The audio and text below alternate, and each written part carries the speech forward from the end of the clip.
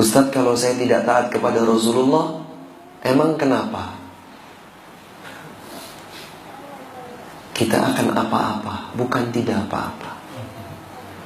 Ya, kalau kita tidak taat kepada Rasulullah, bukan tidak apa-apa, tapi akan apa-apa.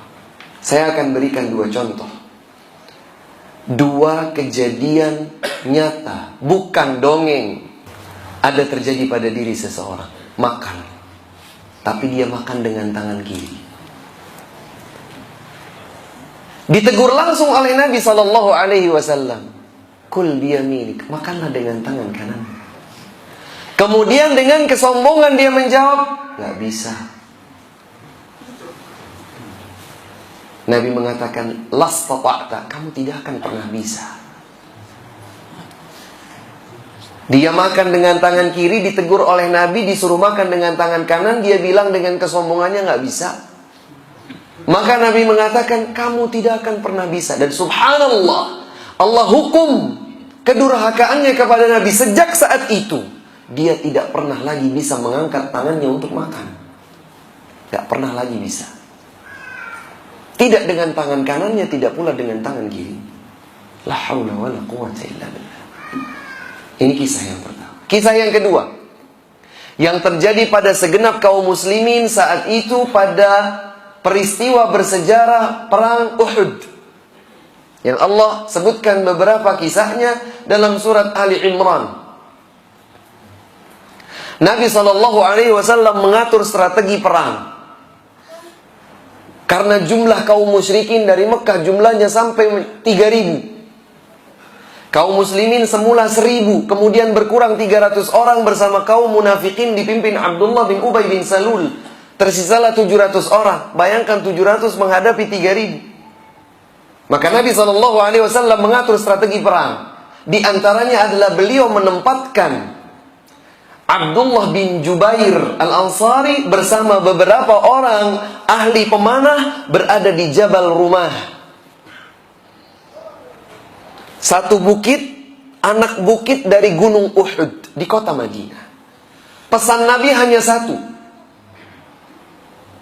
Apapun komando yang diberikan kepada kalian wahai pasukan pemanah, jangan turun dari bukit ini kecuali dengan perintah dariku.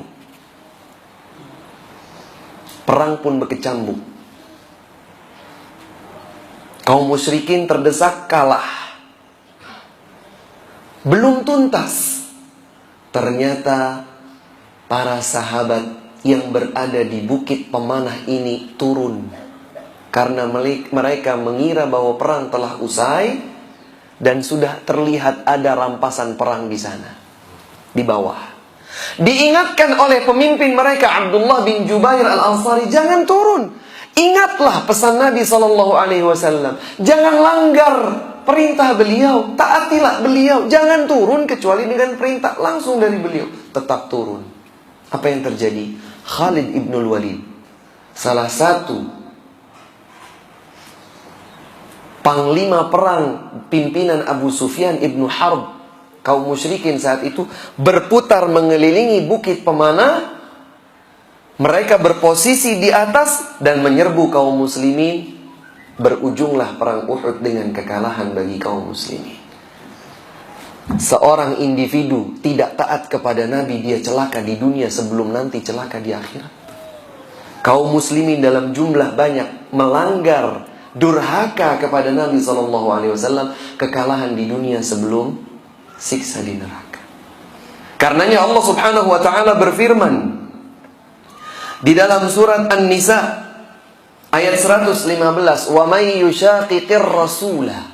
Siapa yang durhaka kepada Rasul, min ba'di ma tabayyana lahul huda, setelah jelas baginya petunjuk hidayah. Sudah jelas hidayah, tapi dia masih tetap durhaka kepada Rasul.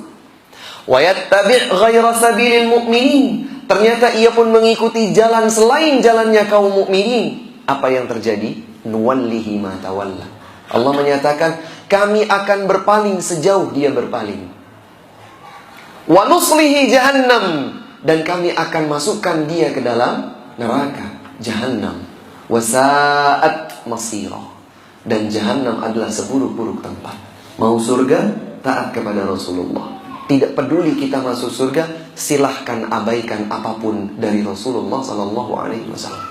Semoga Allah Subhanahu wa Ta'ala menjadikan kita semua sebagai hamba-hambanya, laki, perempuan, kaum mukminin dan kaum mukminat, hamba-hamba Allah yang taat kepada Allah, yang taat kepada Rasulullah, cinta kepada Allah, cinta kepada Rasulullah sallallahu alaihi wasallam. Dan semoga Allah Subhanahu wa Ta'ala meneguhkan hati kita di atas istiqamah, bagi kita dan anak keturunan kita, bagi kita dan orang-orang yang kita cintai.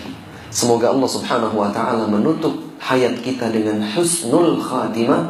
Amin ya rabbal alamin. Ini yang dapat kami sampaikan, kurang lebihnya kami mohon maaf.